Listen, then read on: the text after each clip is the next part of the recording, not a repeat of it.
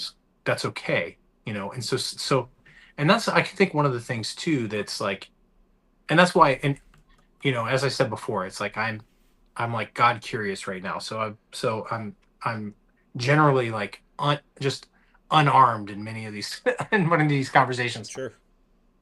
But let me Um, let me comment something on what you said about okay, it's they're not deeply into the theology and they're not thinking about this and whatever.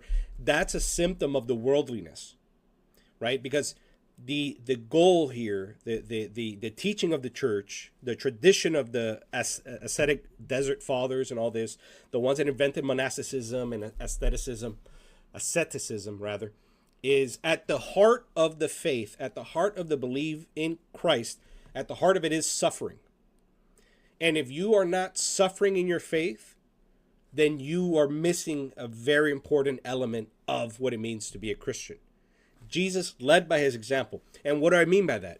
Suffering means knowing that what you're doing is wrong and struggling against that and asking, why am I still tempted by the same sins? Why do I fall? And making reconciliation, right? That is the element of suffering. So if you don't have that, if it's some kind of paper mache Jesus that you just like mold around your existing life to justify whatever is going on, then you have drinking a panacea. You don't have the faith of the church fathers. You don't have anything that remotely resembles Christianity in the first 1600 years. In fact, you don't have any Christianity that resembles the last 1800 years, because there's no Luther would have never, Zwingli, the Calvinist fella, would have never said that either.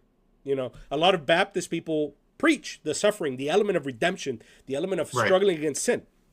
So that's like a common through line. If you don't struggle against yourself, your desires, the flesh, if you don't struggle against your ego and the pride in the same way, with the same willingness that Jesus Christ went up on that cross for us, then it's missing. That's missing, right?